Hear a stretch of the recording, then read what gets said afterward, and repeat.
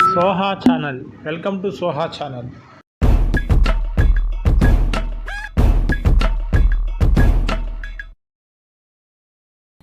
ఈడున్న విద్యార్థులకు నా సూచన, కష్టపడి చదువుకుంటే జీవితంలో నిర్దిష్టమైన లక్ష్యాన్ని పెట్టుకుని మనం ఆ దిశగా ప్రయాణం చేస్తే తప్పకుండా అనుకున్నది సాధించడానికి అవకాశం ఉంటుంది అని చెప్పి కాకా వెంకటస్వామి గారితో పాటు ఈ వేదిక మీద ఉన్న చాలా మంది ఎమ్మెల్యేలు ఏ కుటుంబ నేపథ్యం గాని రాజకీయ నేపథ్యం గతంలో పదవులు చేపట్టిన వాళ్ళు గాని లేరు. నాతో సహా మా కుటుంబంలో ఎవరు నాకంటే ముందు తరంలో రాజకీయాలలో లేరు. నేను 2006లో ఇండిపెండెంట్ జడ్పీటీసీగా నించున్నప్పుడు రాజకీయ పార్టీలు నిలబడడానికి టికెట్ ఇస్తానా తీసుకోకుండా స్వయంగా ఇండిపెండెంట్ జడ్పీటీసీగా నేను నించొని ప్రజల దగ్గరికి వెళ్లి ప్రజల్లో ఉండి ప్రజల చేత ఎన్నికై నా రాజకీయ అరంగేట్రం అక్కడి నుంచి మొదలైంది.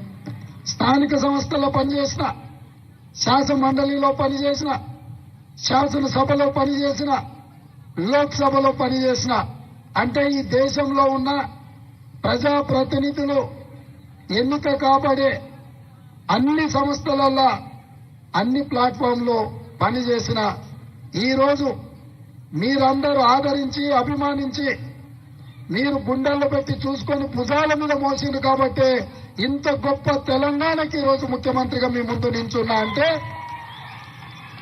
4 కోట్ల తెలంగాణ ప్రజల యొక్క ఆశీర్వాదం, 30 లక్షల మంది నిరుద్యోగ యువకుల యొక్క పోరాటమే ఈ రోజు కాంగ్రెస్ పార్టీ అధికారంలోకి రావడం, నేను ముఖ్యమంత్రి కావడం అని చెప్పి నేను సవినయంగా తెలియజేస్తున్నా.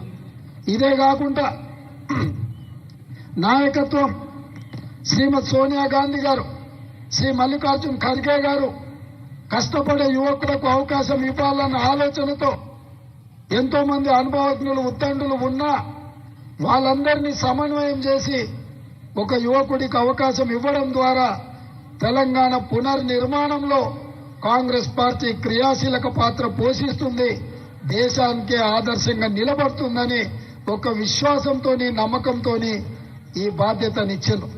అందుకే ఈరోజు మా వేదిక మీద ఉన్న మంత్రులు పెద్దలు శ్రీధర్ బాబు గారు, పొన్నం ప్రభాకర్ గారు, మా శాసనసభ్యులు అందరం కూడా కఠోరమైన దీక్షతోటి ఈ తెలంగాణను దేశానికే ఆదర్శంగా నిలబెట్టే రాష్ట్రంగా తీర్చిదిద్దే పనిలో భాగంగా రోజుకు 18 గంటలు కష్టపడాలి అని చెప్పి ఈ రోజు మేము ప్రయత్నం చేస్తున్నాం.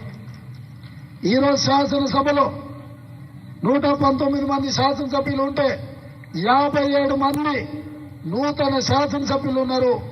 64 మంది కాంగ్రెస్ పార్టీలో గెలిస్తే 37 మంది మొదటిసారి ఎమ్మెల్యేలుగా ఎన్నికైన వాళ్ళు ఉన్నారు.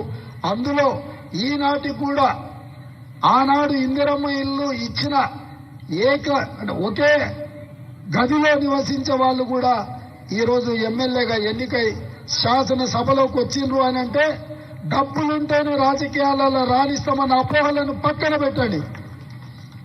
ప్రజల మధ్యలకు వెళ్ళండి, ప్రజల సమస్యలు తెలుసుకోండి, ఆ సమస్యల పరిష్కారం కోసం పనిచేయండి. తప్పకుండా డాక్టర్ కావాలన్నా, లాయర్ కావాలన్నా, ఇంజనీర్ కావాలన్నా, ఐఏఎస్ ఐపీఎస్ కావాలన్నా ఎంత కఠోరమైన దీక్షతో మనం చదువుకుంటామో, పూర్తి పరీక్షలు రాస్తామో అంతే కఠోరమైన దీక్షతోని ప్రజా జీవితంలోకి రండి. ఎందుకంటే ఈ దేశం మనది, ఈ దేశాన్ని నిర్మించుకోవాల్సిన బాధ్యత మనది. మనం పాలకులం కాదు, మనం సేవకులం.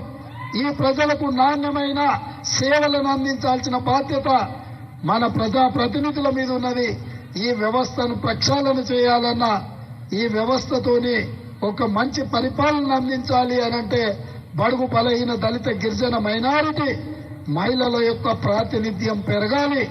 అందుకే ఆనాడు చట్టసభలలో ఎస్సీ ఎస్టీ రిజర్వేషన్లతో పాటు ఈనాడు మహిళా రిజర్వేషన్లు కూడా కాంగ్రెస్ పార్టీ ముందుకు తీసుకొచ్చింది.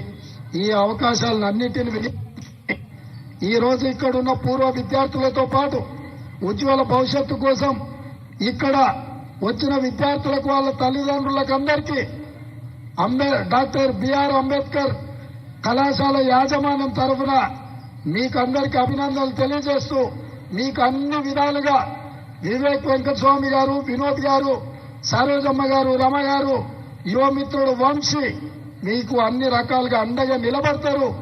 రాష్ట్ర ప్రభుత్వంగా మా వైపు నుంచి ఏ సహకారం కావాలన్నా నిస్సంకోచంగా ప్రభుత్వం ముందుకు Soha channel. Thank you for watching Soha channel.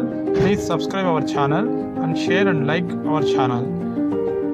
దయచేసి మా ఛానల్ని సబ్స్క్రైబ్ చేయండి, మా ఛానల్ని లైక్ చేయండి, షేర్ చేయండి. Thank you for watching.